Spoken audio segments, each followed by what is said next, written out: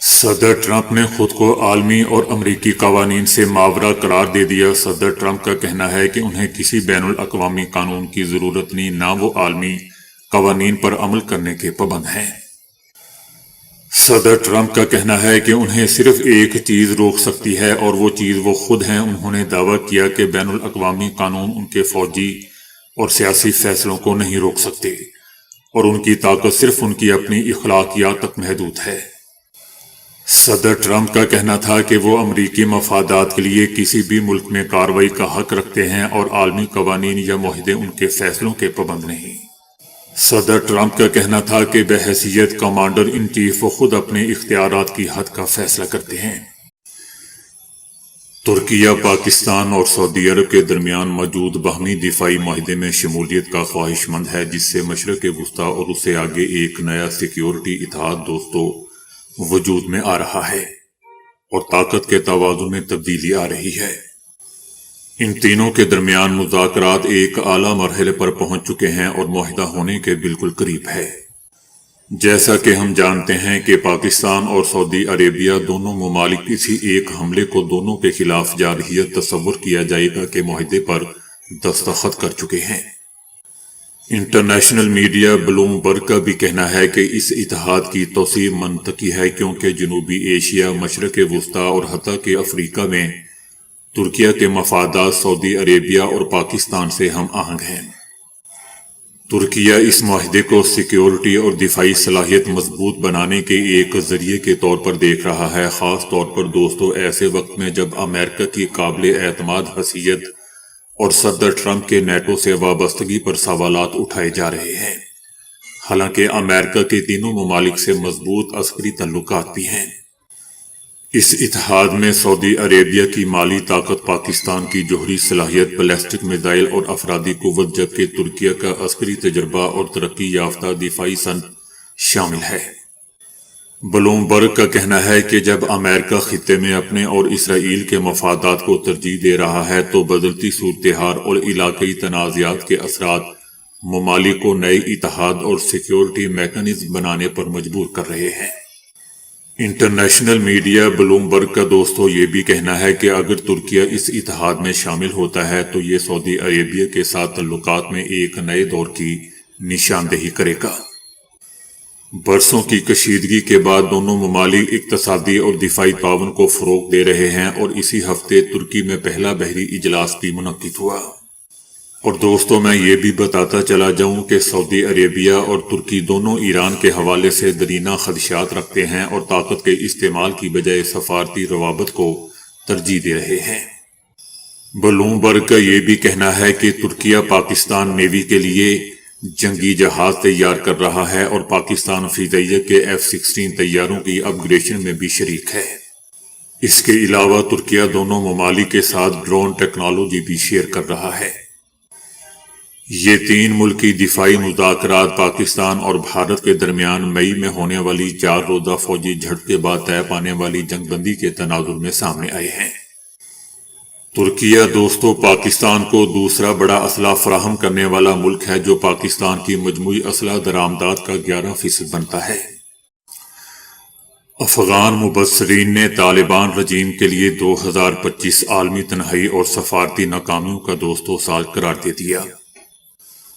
ان کا کہنا تھا کہ افغان طالبان رجیم نے نہ صرف اپنے اتحادی بلکہ اپنی ساکھ اور بین الاقوامی جواز بھی کھو دیا۔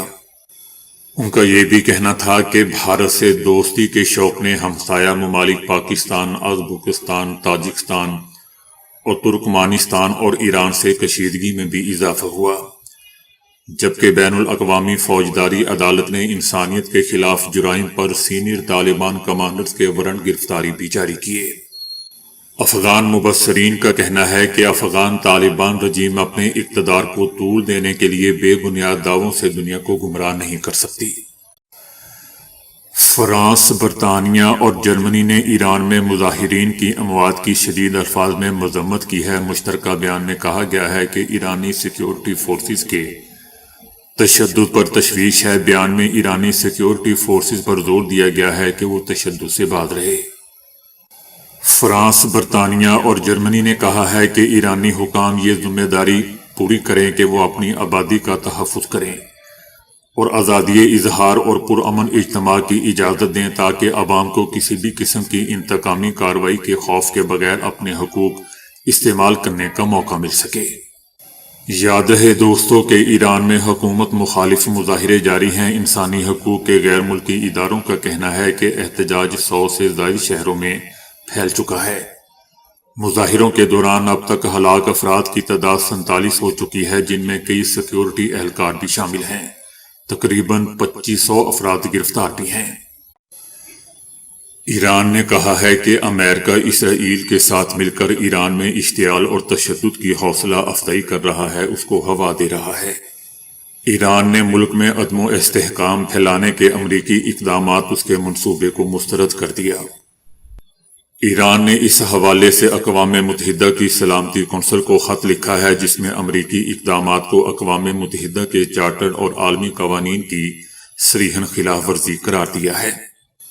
ایران کا یہ بھی کہنا ہے کہ امریکہ اسرائیل کے ساتھ مل کر اشتعال اور تشدد کی حوصلہ افزائی کر رہا ہے۔ امریکی اقدامات غیر قانونی اور غیر ذمہ دارانہ ہیں اور امریکہ کی پالیسیاں عالمی امن اور بین الاقوامی قوانین کے لیے خطرہ ہیں۔ صدر ٹرمپ نے گرین لینڈ کے معاملے پر روس اور چائنا کو واضح پیغام دیا ہے کہ وہ اس علاقے پر کسی کو قبضے کی اجازت نہیں دیں گے۔ ان کا کہنا تھا کہ فی الحال گرین لینڈ سے متعلق مختلف پہلوؤں پر غور جاری ہے اور گرین لینڈ کے لیے رقم پر ابھی بات نہیں ہو رہی۔ اس علاقے کے مالی معاملات پر فیصلہ بعد میں ہوگا۔ صدر ٹرمپ کا کہنا تھا کہ ڈنمارک پر ڈیل کرنا چاہیں گے، ہم گرین لینڈ نہیں دیں گے تو آپ کا اگلا پڑوسی روس یا چائنا ہوگا اور ہم ان دونوں ممالک کو اپنا پڑوسی نہیں بنا سکتے۔ امریکہ کو گرین لینڈ کا مالک ہونا چاہیے تاکہ روس یا چائنا اس پر قبضہ نہ کر سکیں۔ صدر ٹرمپ کا کہنا تھا کہ وینزویلا اور امریکہ کے پاس دنیا کا 55% تیل ہے اور روس اور چائنا وہ تمام تیل خرید سکتے ہیں جو وہ امریکہ یا وینزویلا سے چاہتے ہیں۔ صدر ٹرمپ کا کہنا تھا کہ روسی صدر اچھے انسان ہیں لیکن انہوں نے مایوس کیا۔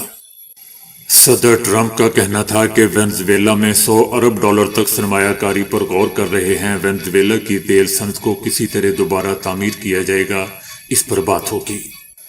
ان کا کہنا تھا کہ وینزویلا کی طرف سے ہمیں 30 ملین بیرل تیل دیا گیا ہے۔ وینزویلا میں کون سی تیل کمپنیاں جائیں گی اس کا فیصلہ کریں گے۔ تیل کمپنیاں امریکہ سے براہ راست ڈیل کریں گی، وینزویلا سے نہیں۔ صدر ٹرمپ کا کہنا تھا کہ فوری طور پر وینزویلا کے 5 کروڑ بیرل تیل کی ریفائننگ اور فروخت کا کام شروع کیا جائے گا۔ وینزویلا میں سرمایہ کاری کرنے والی تیل کمپنیوں کو حفاظتی ضمانتیں دی جائیں گی۔